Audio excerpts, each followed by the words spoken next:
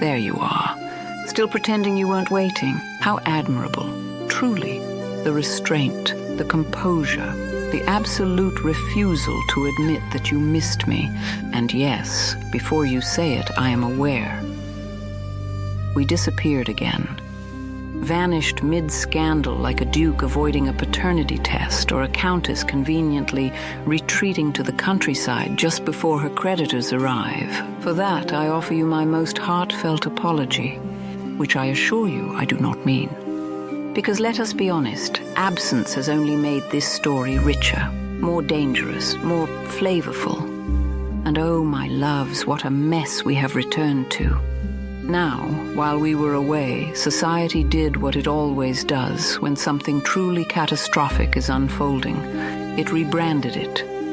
In Hull, they are calling it progress. In Alpes de Pierre, they are calling it stability. And in certain elite circles, those deliciously blind velvet-draped circles, they are calling it inevitable. I attended a private dinner not long ago. Yes, I do get invited everywhere, thank you for noticing, where a certain industrial baron declared quite confidently that the future belongs to those who can standardize unpredictability.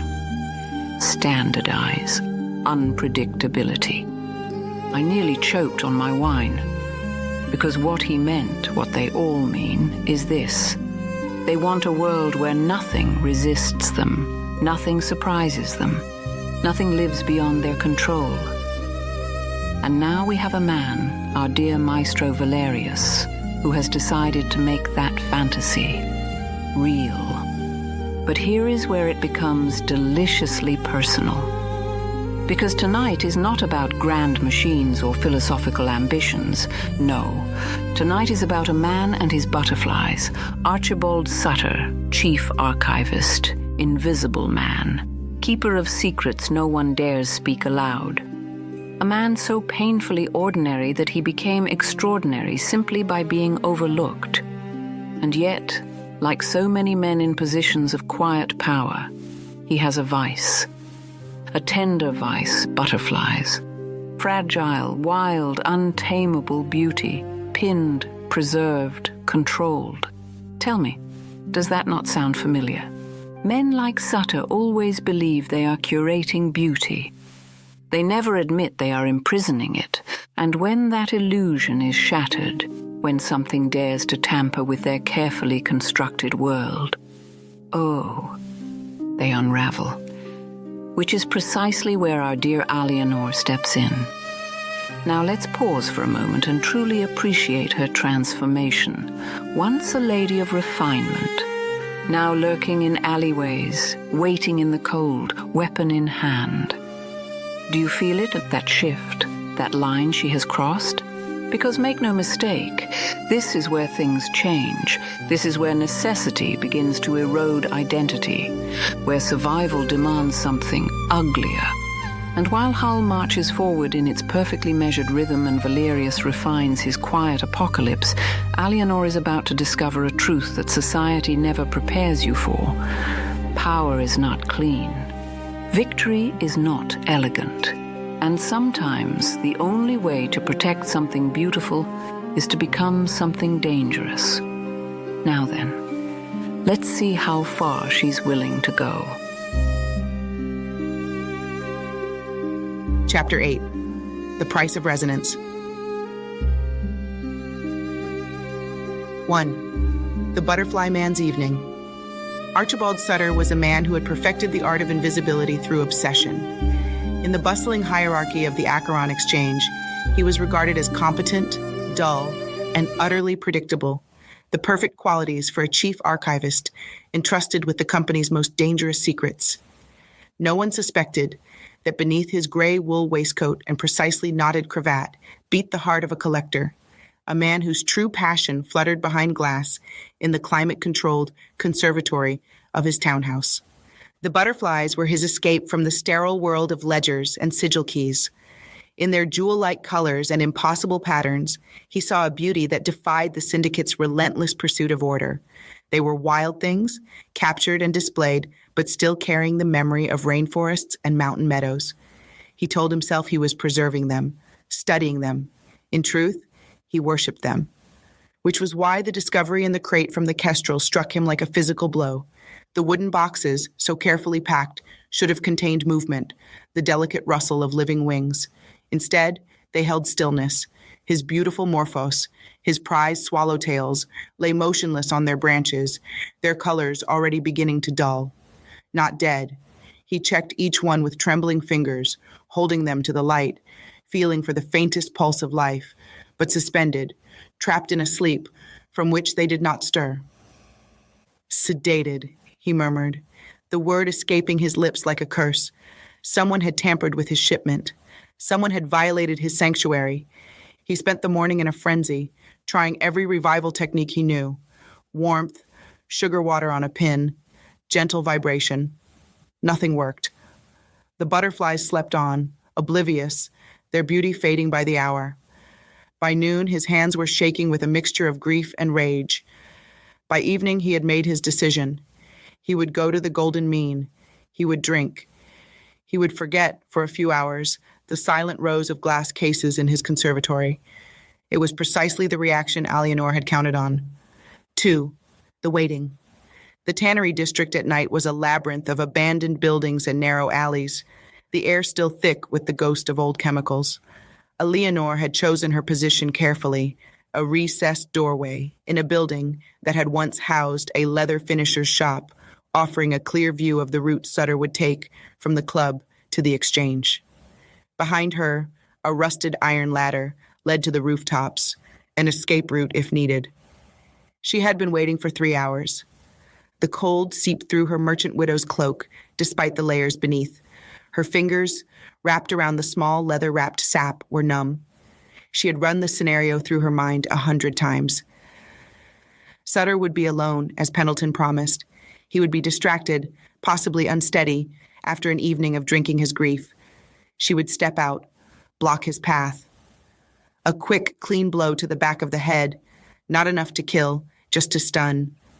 While he was down, she would take the sigil key from his belt, press it into a block of soft wax to capture its shape, and be gone before he could raise an alarm. The key itself would remain with him.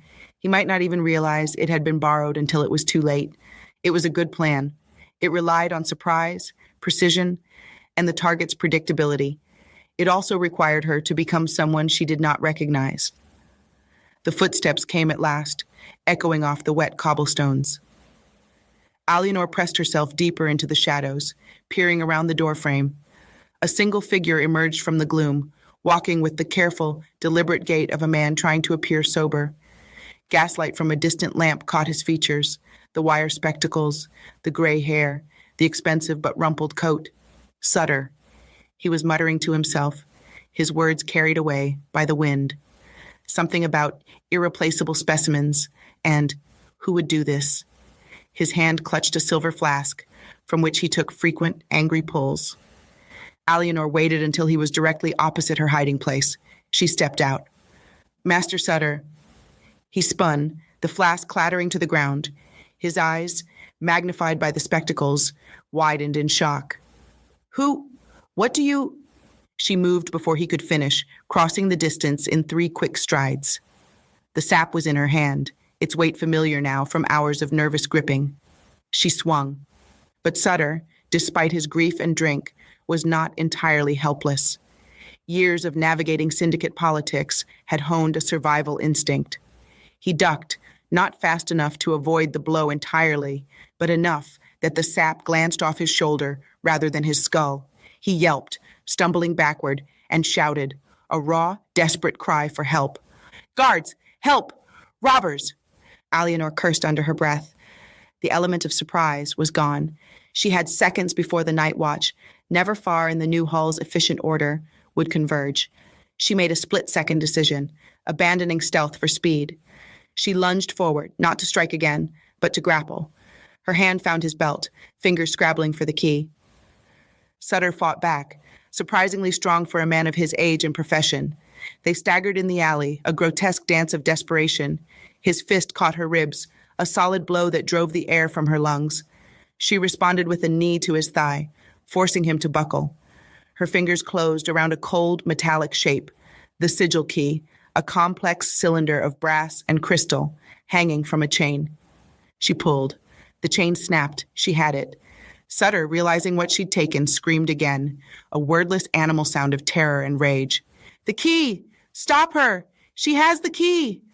Alianor shoved him hard, sending him sprawling into a pile of discarded barrels. She turned and ran, not toward the rooftop escape, too slow, too exposed, but deeper into the tannery district, into the maze of abandoned buildings where she could lose herself. Behind her, whistles blew. The night watch was coming, and they were faster than she had anticipated. 3. The chase. The alleys became a blur of darkness and angles. Alianor ran as she had not run since childhood, her lungs burning, her side aching from Sutter's blow.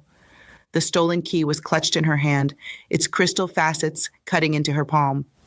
She ducked through a gap between two buildings, emerged into a courtyard filled with rusted vats, scrambled over a low wall, and found herself in a narrow passage that smelled of stale urine and decay. The whistles were closer now. Voices shouted directions. They were spreading out, hurting her. She needed to think, to become the strategist again, not the panicked prey. Pendleton had given her maps of this district. Where was she? The landmarks were obscured by darkness and adrenaline. She pressed herself into a shadowed alcove, forcing her breathing to slow, her mind to clear. The old rendering sheds are to the east. The river is west. The exchange is north, but that's where they'll expect me to go. South leads to the poor quarter, the warrens where the displaced workers live. If I can reach those, I can disappear. She chose south. Slipping out of the alcove, she moved at a crouch, keeping to the darkest edges of the passage. The whistles seemed to be receding, then sharpened again. They had changed direction. They were following her.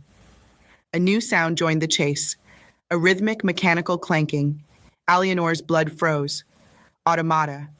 Pendleton had warned her. The night watch used them for pursuits, their clockwork legs tireless, their sensor arrays tuned to detect human warmth and movement. She risked a glance back.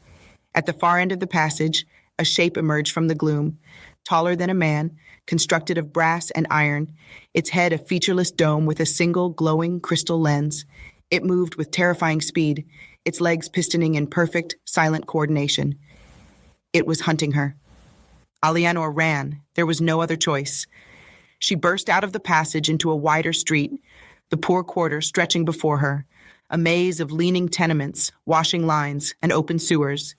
She plunged into it, weaving between the ramshackle buildings, praying the automaton's bulk would slow it. It did not. The mechanical hunter crashed through obstacles, splintering a wooden cart, crushing a pile of discarded furniture. Its lens swept left and right, tracking her. She could hear its internal mechanisms whirring, a sound like 1,000 watches all ticking at once. Desperation clawed at her. She needed to lose it, to hide, to think. A narrow alley between two tenements gaped before her. She darted into it, only to find her way blocked by a high wall. Dead end. She spun, pressing her back to the cold stone. The automaton appeared at the alley's mouth, its lens fixing on her with cold precision. It raised one mechanical arm, and from its wrist extended a long, needle-like probe. It began to advance. Alianor's hand closed around the one-shot pistol in her pocket. It was useless against armor. But perhaps the crystal on the key? The automata responded to resonance patterns. If she could disrupt its frequency? She had no time to theorize. The machine was 10 feet away. 5. She pulled out the key, holding it before her like a talisman, and thought at it. Not a coherent thought, but a desperate, wordless prayer to the land, to the Warden, to any power that might hear.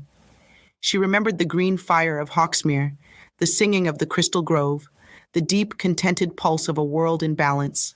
She poured that memory into the key, willing it to become something other than a passcode. For a moment, nothing happened. The automaton reached for her, its probe extending. Then the key sang. It was a thin, reedy sound, barely audible, a ghost of the Dominion's deep music, but it was enough.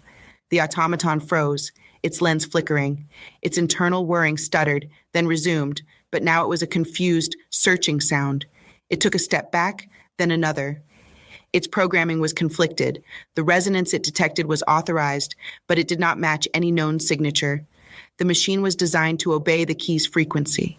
It could not reconcile the key's song with its orders to hunt. Alianor did not wait for it to resolve the paradox. She slipped past the frozen automaton, back into the maze of the poor quarter. This time, she did not run blindly.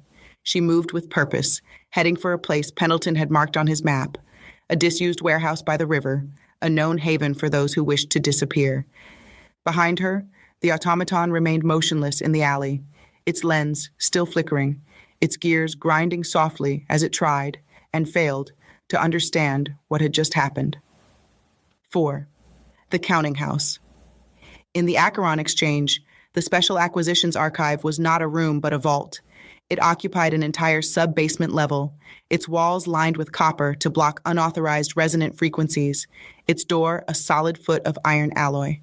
The door's lock was not mechanical, but resonant, a series of tuned crystal chambers that would only align when the correct sigil key emitted its specific frequency pattern. Sutter's key, now in Alianor's possession, was the only one that could open it. She had waited until the following night to attempt the infiltration, spending the daylight hours in the warehouse by the river, nursing her bruised ribs and studying Pendleton's documents. The Factors Network had provided her with a crude map of the exchange's interior, gleaned from bribed clerks and architectural plans. She knew the guard rotations, the patrol patterns, the location of the one access point to the sub-basement that was not constantly monitored. A service ladder used for maintenance, accessible through a disguised hatch in the loading bay. Getting into the exchange itself was the first challenge. She approached not as Martha Hill, but as a cleaning woman, her face smudged with grime, her clothing replaced with a rough woolen dress and apron purchased from a rag seller. A bucket of soapy water and a scrub brush completed the disguise. She joined the stream of workers entering the service entrance at dusk, her head down, her movements tired and automatic. No one looked twice. Inside, she separated from the others, ducking into a supply closet until the corridors emptied. Then she moved, counting doors, checking her mental map. The loading bay was in the rear of the building, a cavernous space filled with crates and the lingering smell of horses. The maintenance hatch was in the floor, beneath a stack of empty pallets. Moving the pallets was agonizingly slow. Each one had to be lifted, carried, placed silently. Her ribs screamed protest. Twice she heard footsteps and froze, pressing herself into the shadows. But no one came. Finally, the hatch was exposed. It was a simple iron ring set into a square of concrete. She pulled. It rose with a groan that seemed deafening in the silence. Below, a ladder descended into darkness. She climbed down, the cold air of the sub-basement rising to meet her. At the bottom, a narrow corridor stretched before her, lit by dim, phosphorescent crystals set into the walls. The air was dry, still, tasting of old paper and metal. At the corridor's end loomed the vault door. Alianor approached it, the sigil key heavy in her hand. She inserted it into a slot in the door's center, feeling the crystals within align, humming softly. For a terrible moment, nothing happened. Then, with a deep, resonant click, the door swung inward. The Special Acquisitions Archive was smaller than she expected. A single circular chamber, lined with shelves of bound ledgers, rolled blueprints, and sealed wooden boxes. In the center, on a pedestal of polished obsidian, rested a single object, a large leather-bound folio stamped with the Acheron Exchange's crest and the words, Project Ethelred, complete specification. She had found it. 5. The blueprint of silence. The hours that followed were a fever dream of information. Alianor worked by the light of a small lantern, her eyes scanning page after page of dense technical script, alchemical formulae, and architectural drawings. The folio was comprehensive, a complete record of the Stilling engine's design, from Fry's initial theoretical work through Valerius's refinements to the current operational configuration. What she read made her blood run cold. The engine was not merely suppressing the Omega Seal's song. It was recording it, analyzing it, and reproducing it in a controlled, attenuated form. Valerius had discovered that the Seal's resonance, when filtered through the engine's crystalline arrays, could be used to impose order on other chaotic systems. The stilling was just the first phase. The second phase, already in development, was broadcast. The folio contained diagrams of harmonic repeaters designed to be placed at key geological points across the continent. These repeaters would receive the engine's processed frequency and rebroadcast it, creating a network of enforced silence that would gradually extend over entire regions. Valerius called it the Great Harmonization, a world where wild magic, unpredictable weather, and even spontaneous natural events would be smoothed into predictable, manageable patterns. And at the center of it all, the Omega Seal itself would be consumed. The diagram showed its eventual fate: the crystal heart of the mountain, slowly dissolved by the engine's resonance, its essence drawn out and used until nothing remained but a hollow, silent cavern. There was more. A section marked Residual Synchronization Effects detailed the engine's unintended consequences, the harmonic theft that was draining the other seals, including Hawksmere. The Maestro knew about this. He considered it a feature, not a bug.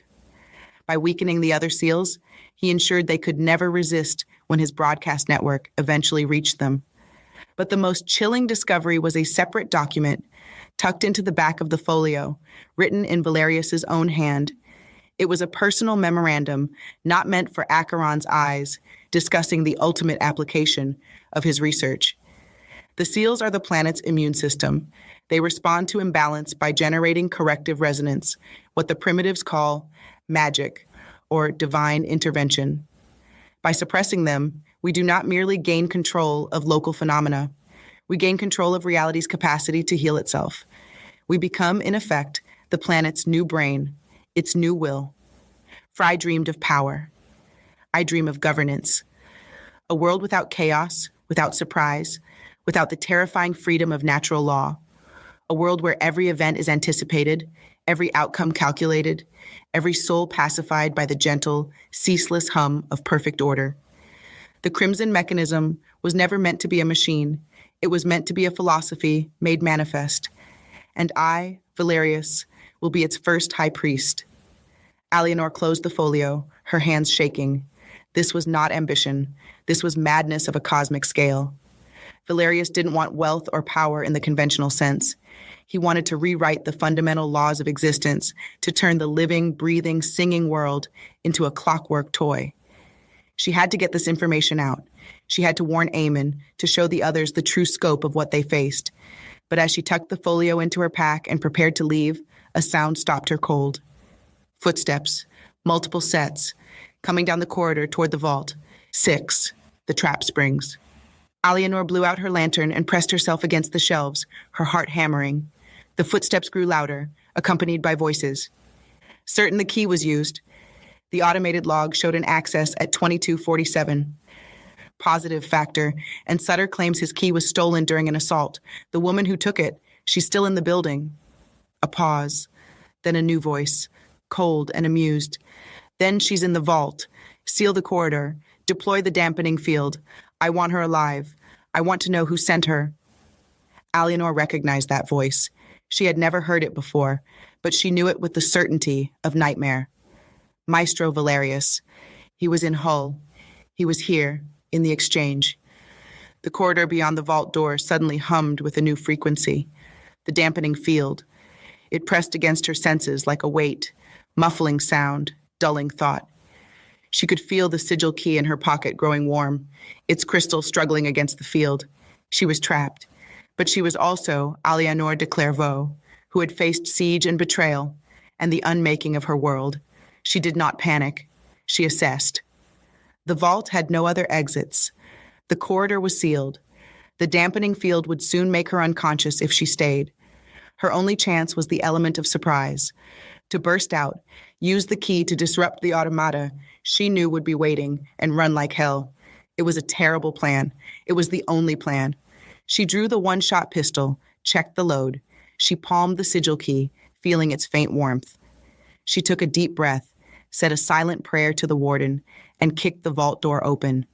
The corridor blazed with light. 3 automata stood there, their lenses fixed on her. Behind them, a tall, slender figure in gray robes, Valerius, watched with detached interest. He raised a hand as if to conduct an orchestra. Ah, The little thief emerges. How... Alianor didn't wait for him to finish. She thrust the sigil key forward, screaming into it with her mind, with her memory of Hawksmere, with every ounce of desperate will she possessed. The key responded, its song flaring bright and wild, a defiant blast of green chaos in the gray, ordered corridor. The automata staggered. Their lenses flickered, then went dark. One of them toppled, its gears grinding to a halt. Valerius's calm expression flickered into something like surprise, and then, disturbingly, interest. Remarkable. You're not just a thief. You're a carrier. You bear the alpha resonance. You've touched a living seal. He took a step forward, his eyes gleaming behind his smoked quartz lenses. You're even more valuable than I hoped. Alianor fired the pistol. The shot went wide. She was no markswoman, but it forced Valerius to duck, buying her a second. She ran, sprinting down the corridor, leaping over the fallen automaton, hurtling toward the service ladder. Behind her, Valerius's voice echoed, calm and amused. After her, gently, I want her intact. The remaining automata lurched into motion, their damaged systems compensating. Alianor reached the ladder and climbed with desperate strength, her burned hands finding purchase on the cold iron rungs. She burst into the loading bay, scattered a stack of crates behind her, and fled into the night. The automata followed. But now she was outside, in the maze of the city, and she had one advantage they did not. She was unpredictable. She ducked into alleys, doubled back, climbed walls, crawled through drainage pipes. The mechanical hunters pursued, but they were designed for order, for predictable patterns. She gave them chaos. By dawn, she had lost them. By noon, she was in a safe house arranged by the Factor's network, the folio clutched to her chest, her body trembling with exhaustion and adrenaline.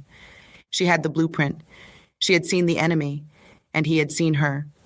The war had just become personal. 7. The echo in the grove. 300 miles away, in the Warden's dominion, Eamon woke from a nightmare with a scream trapped in his throat. The green veins in his skin pulsed with violent light. He had seen her, Alianor, running through a city of gears, pursued by metal men, and watching over it all, a tall figure in gray who smiled as if at a beloved student. The Warden's distress was a physical pressure, a warning. The enemy knew. The enemy had seen. The enemy was coming. Eamon rose from his bed and walked to the window, looking out at the singing grove, at the geometric blight in the distance, at the faint shimmer of the border where the world's song grew thin and wrong. Somewhere out there, Alianor was fighting alone, and somewhere closer, the resonance was building toward something terrible. He placed his hand on the cold stone of the wall, feeling its pulse, its fear, its desperate hope. "Hold on," he whispered, not knowing if she could hear, if anyone could hear. "We're coming. We'll find a way." The stone warmed under his palm. The Warden, in its slow, planetary way, had heard, and it was listening now, with an attention it had not given since the siege. The gears were turning, the shadow was spreading, and the price of resonance was about to be paid in full. Oh, how unfortunate. And by unfortunate, I mean absolutely inevitable. You saw it, didn't you? That moment, that precise, exquisite instant when everything shifted from clever to consequential. Alianor did not simply steal a key. She announced herself to the wrong man, in the wrong place, at the worst possible time. And now the game has changed. Because up until this point, our dear Maestro has been operating on theory, on projections, on beautifully sterile assumptions about how the world should behave. And then, like a discordant note in his perfect little symphony, she appears. Alive, defiant, resonant. Oh, you should have seen his mind in that moment. I can practically taste it. Not anger, not fear, interest. And that, my loves, is far more dangerous because men like Valerius do not destroy what fascinates them. They study it, dissect it, repurpose it. And now he knows something he did not know before. The Alpha Seal is not just active, it has chosen a side. And worse, it has touched someone, Alianor is no longer just a noblewoman playing at espionage. She is now a variable, a problem, a possibility. And in the world Valerius is building, possibilities must either be controlled or eliminated. Meanwhile, let us not forget our other stage, Hawksmere. Ah, yes. While Alianor dances with danger in a city of gears, Eamon is waking to something far more intimate. Connection. Do you understand what just happened? He saw her, not imagined, not guessed, felt, across distance, across interference, across a world slowly being choked into silence. That is not coincidence, that is escalation. Because if Valerius is building a network to control the world, then Hawksmere is becoming something else entirely. A counterpoint, a living resistance, a song that refuses to be rewritten. And here is the part society will never understand, because it cannot be measured, regulated, or monetized. Connection is unpredictable. It is inefficient, messy, emotional, and therefore it is powerful. Far more powerful than any machine designed to suppress it. But power always comes with a cost. And tonight, we have learned exactly what that cost looks like. Bruised ribs, stolen identities, moral lines crossed without ceremony, and most importantly, exposure. Because secrets are safest when no one is looking. And now, everyone is looking. The Exchange knows, the Maestro knows, the machine is adapting, and Alianor. Oh, my poor, brilliant, relentless Alianor. She has just stepped onto a board where every move is watched by a man who believes himself the architect of reality itself. And you know what makes this truly scandalous? Not that he might win. Number. It's that part of the world wants him to, because control is comforting, silence is easy, and freedom is terrifying. So here we are, a thief with a blueprint, a maestro with a vision, a world trembling between song and silence, and somewhere in the distance, the first notes of something much larger are beginning to form. Oh, don't look so nervous. This is the part where things become interesting. And trust me, we are only just getting started.